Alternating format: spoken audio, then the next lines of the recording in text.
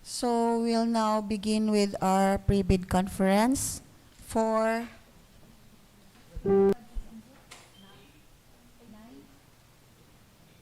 eight projects.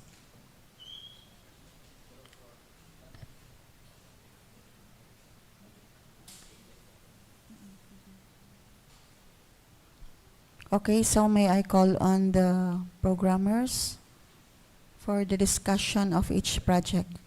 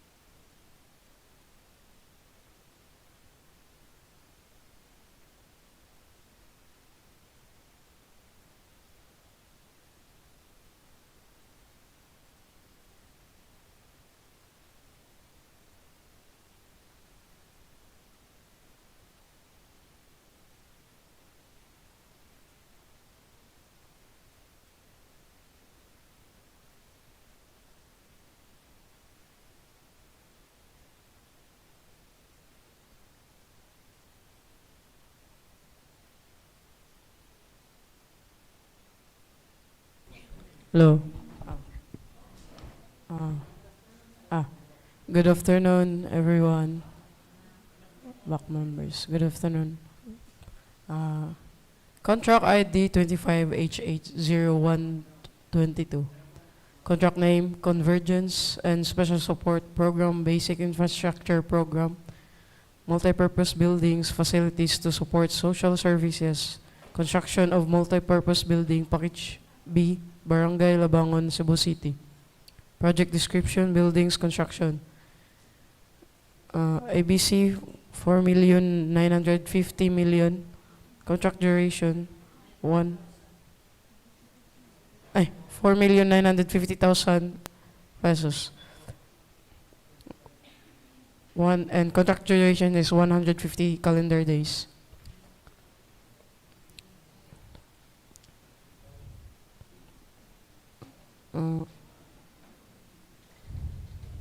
So the scope of works of construction of multipurpose Package B, Barangay Labangon, Cebu City. Two-story building. It consists structural earthworks, structural excavation, embankment of structure, and gravel fill. Also, plain and reinforced concrete works for footings, slab on fill, footing tie beams, columns, suspended slab, beams and girders, and also soil poisoning for slab on fill. This also includes 7+ turf finish, so plumbing sewer line works and cold water line works, and electrical conduits and rough-ins. The ground floor plan for daycare center, and second floor plan is for office.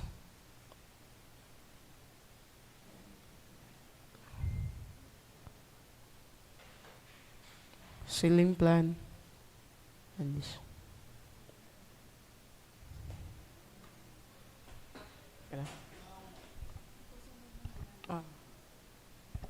And that's all. And the next one is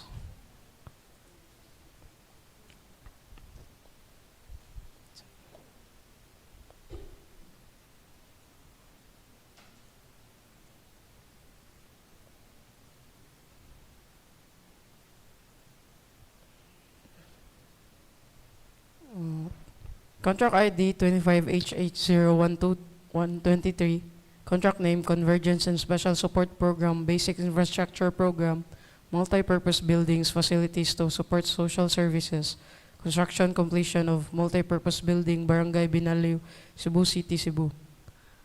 Project description, buildings, construction. ABC is 4,950,000.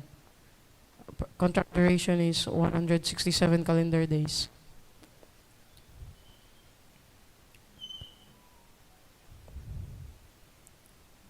The site development plan and the vicinity map of Barangay Binaliw. The main scope of works of the project is structural excavation, embankment, and gravel fill for pipe culverts installation for about 64 meters, and trench drain footings in slab fill and columns for fire exit, installation of pedestal columns, and also fabricated materials, installation of doors and windows, and also installation of railings, and then painting works for masonry in concrete and solid wooden doors, and also installation of mechanical works, air conditioning units. This is the ground floor plan. So all windows and doors will be installed in ground floor and second floor plan, and also railings here and second floor and the staircase. And here, fire exit location will be also installed. This is the elevation. This is the fire exit installation.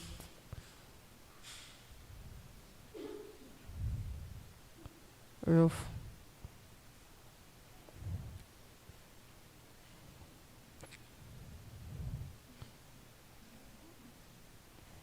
And that's all. Thank you.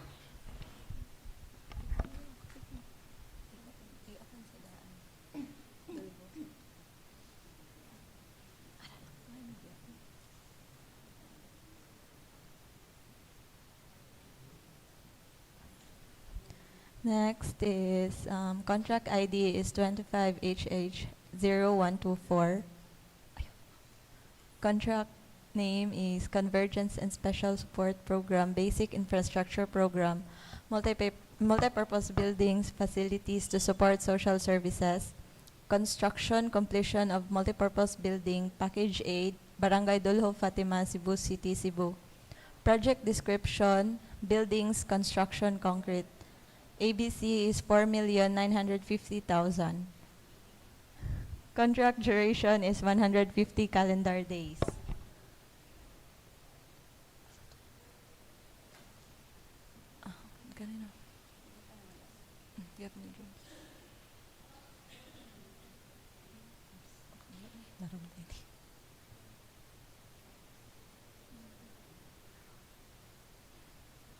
So the scope of works mostly covers the third floor of the building.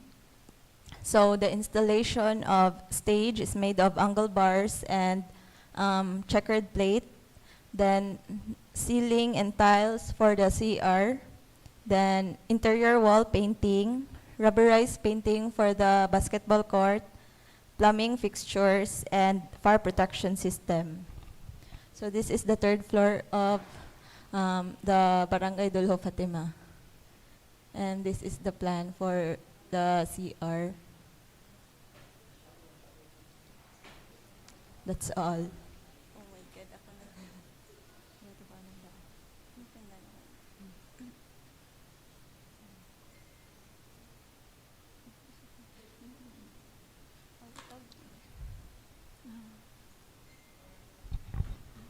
Low.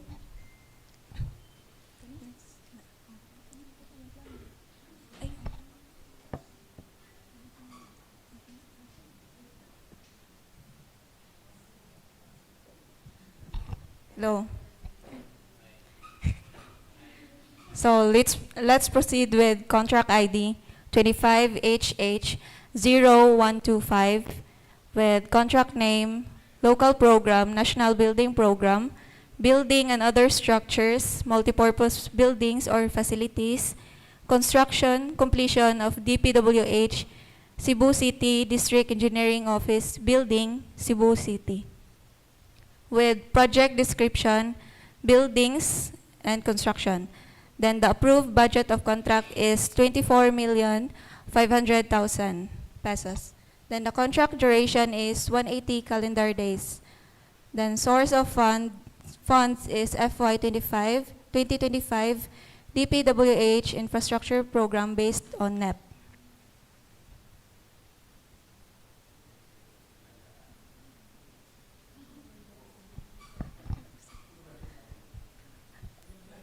FY GAA 2025 rather. Then we have the plan for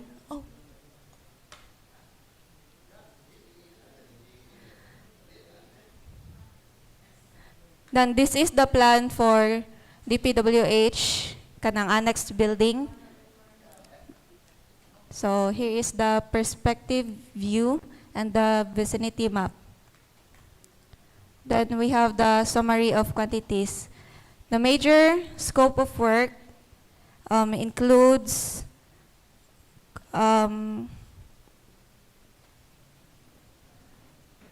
slab on fill on the extension, sa back portion sa ground floor. Then tiling works, and also upper roof deck slab on the roof deck. Then for the structural, we have glass wall partitions, tables, cubicles for workstations, then cabinetry for file storage, then also installation of doors and cladding on the exterior. Then also the installation of CCTV system. That's all.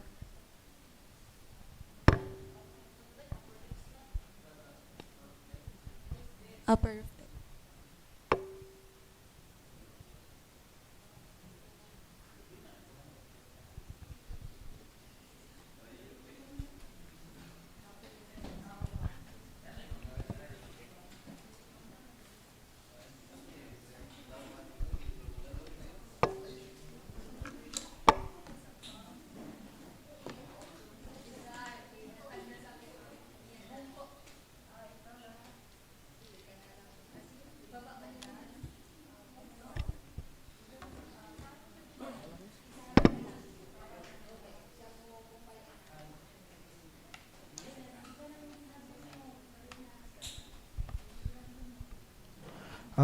Good afternoon, everyone.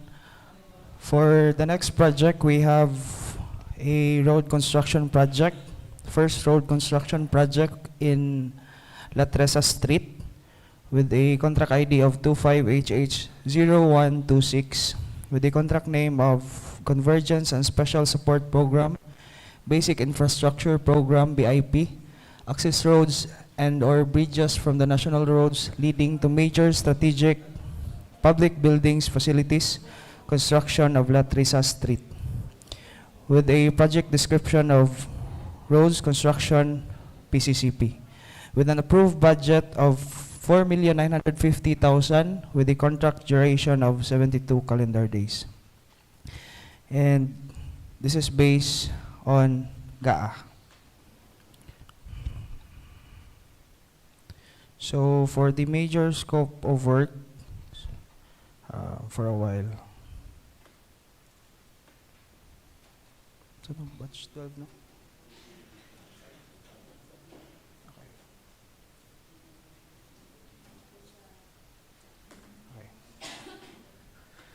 So for this project starts at the junction road of La Tresa Street and Tres de Abril Street and ends at the Salazar Institute of Technology Junction Road at the Bacalso Avenue. So the total length for this project is 270 meters with a station starts at 3 plus 300 to station 3 570.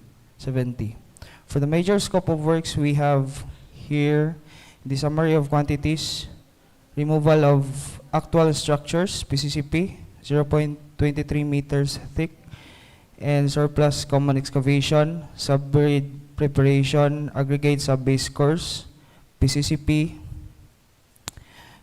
for 7 days, and reconditioning of drainage structures. So for the next page, we have the technical specifications, and the last part is the typical road sections. So that would be all for my part. Next we have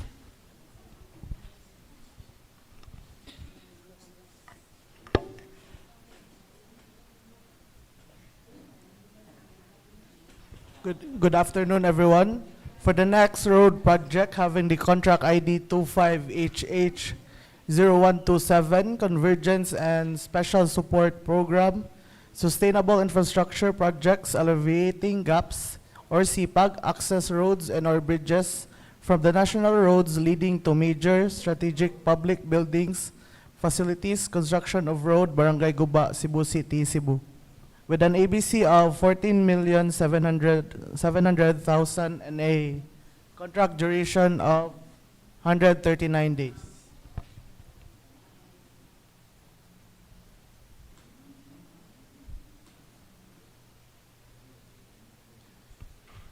The project has station limits from 20,900 to 21,366 with a net length of 466 meters. This is the location plan of the project, and the start coordinates are presented as well. For the scope of works, it will involve clearing and grubbing, surplus common excavation, structure excavation, pipe culvert and drain excavation, embankment from roadway, gravel fill, subgrade preparation, aggregate sub-base course, 0.2 thick 14 days PCCP, reinforcing steel, structural concrete, paint, pipe culvert, stone masonry, and precast concrete curb. The following pages show the technical specifications. And this is the typical section of the project. That's all.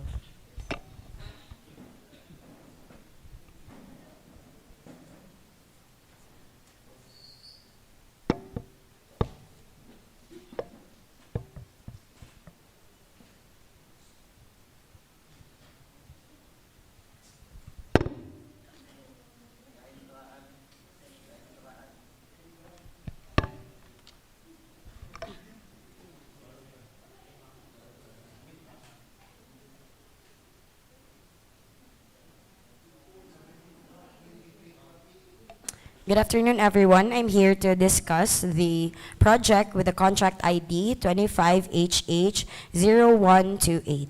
With contract name, Convergence and Special Support Program, Basic Infrastructure Program, BIP, access roads and or bridges from the national roads leading to major strategic public buildings or facilities, construction of J. Fortich Street to I. Limcaken Street, Cebu City, Cebu.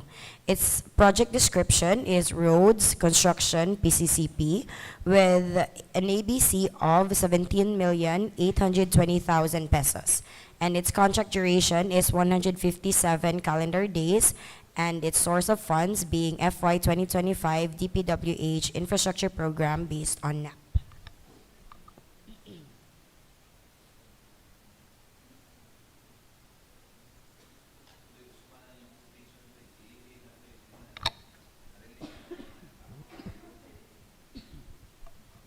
Sorry, that's ka. So for our project, its station limits are 1 plus 100 to 1,706 with its net length of 606 meters.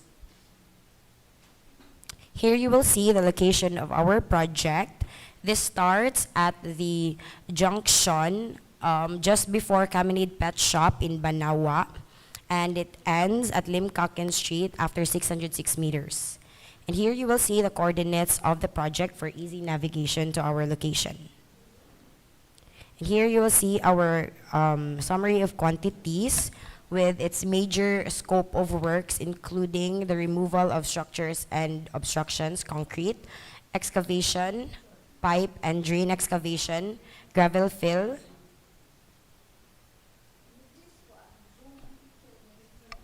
oh.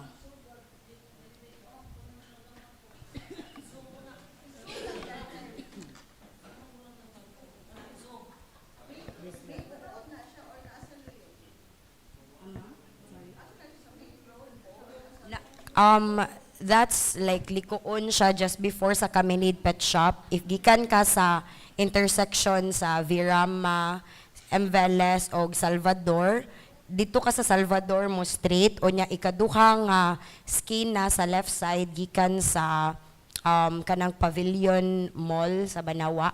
So ang kanang skina just before anang Caminid Pet Shop. Ara magsugod ang atong project. Yeah. O, baliliko dira niya, mulusot.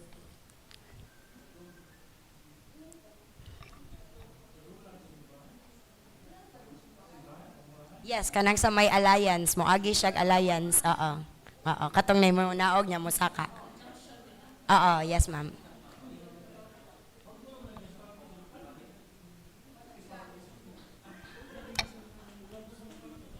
Okay, so for our summary of quantities, removal of concrete, excavation, pipe and drain excavation, gravel fill, subgrade preparation, aggregate sub-base course, PCCP 0.25 thick 7 days, reinforcing steel, structural concrete, concrete covers, reconditioning of drainage structures, curb and gutter, and sidewalk 100 millimeter thick.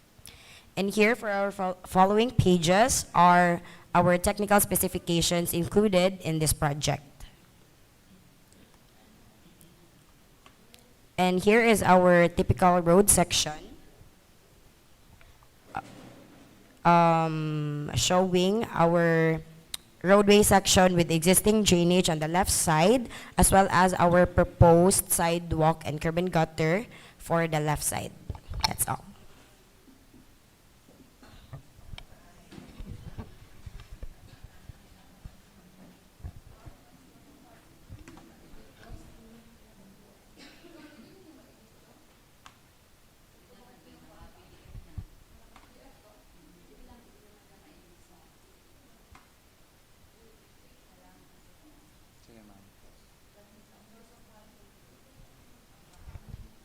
So the last project for the roads is with a contract ID of 25HH0129 with a contract name of 00001 Ensure Safe and Reliable National Road System Network Development Program, construction of bypass and diversion roads, Mambaling South Boulevard, Cebu City, with a project description of roads construction PCCP and approved budget of contract of 95,535,000 pesos and a contract duration of 303 calendar days.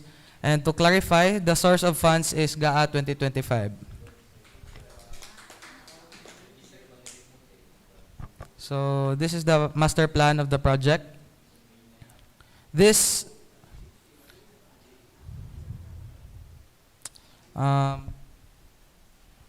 so for this project, it has a station limits of 0 to 360. This is the beginning of the project. Then in Vestil Street, 0 to 360. Then the second section will be 940 to 1090.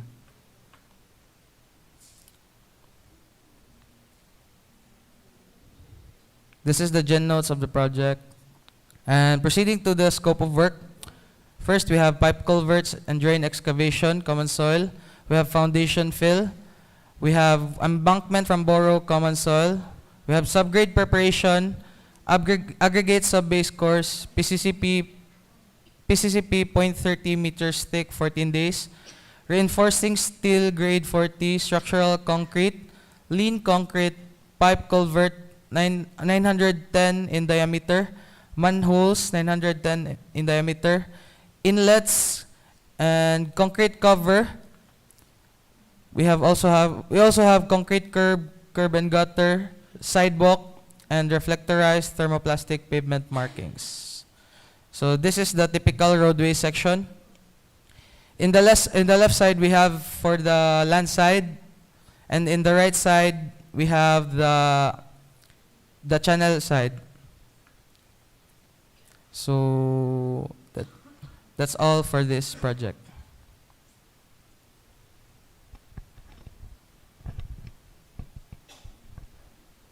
That's all projects for today's pre-bidding, ma'am.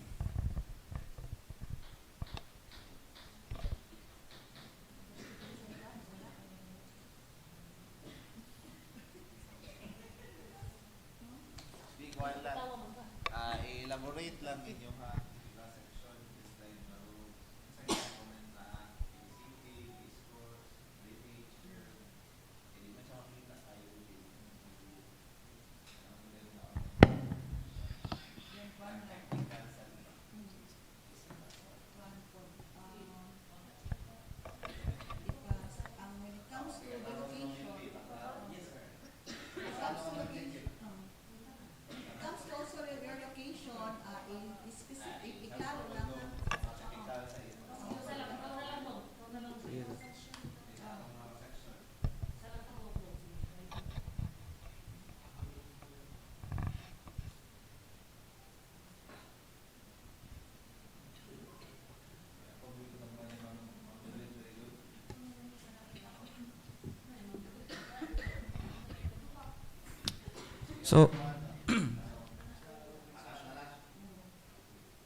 So sa kanya sa left side, sir, sa land side ni siya. So as you can see, we have we can see the grouted riprap. It has its details here. Then we also, after the riprap, we have the fence. The typical details are also provided. Then we have the manholes. Then RCPC below. So this is the carriageway. We have 6.7 meters in length. Then the center island. Then, since this is a master plan, dili pa ma-include tanan ang scope of work for its typical. Divide lang siya for pila ka projects. Then, we have here the boardwalk. We have 15 meters in length. Sagol lang ni siya bike lane o gayang sidewalk. Then, as you can see, if maklaro ninyo, napon siya curb and gutter. Na siya curb and gutter. Narapon siya details sa plan. If kuhan gid ang sukod gid niya. Then, we also have the sheet pile sa channel nga side. Yeah, mo ni iyang nasa siya typical details. Then it also has RCPCs. So I hope it clarifies for the typical section of this project.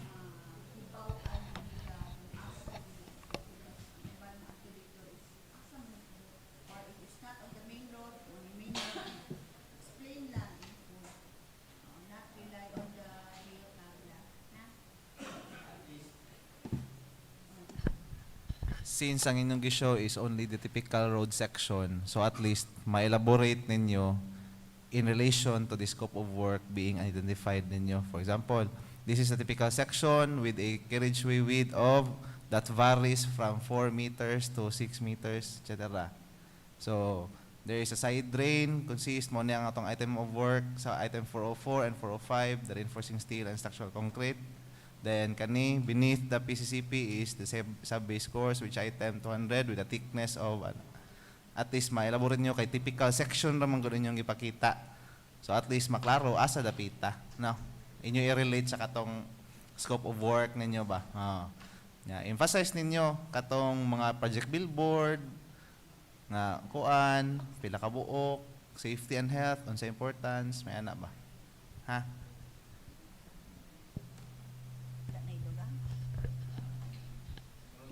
Okay, so these are all the projects for this pre-bidding conference.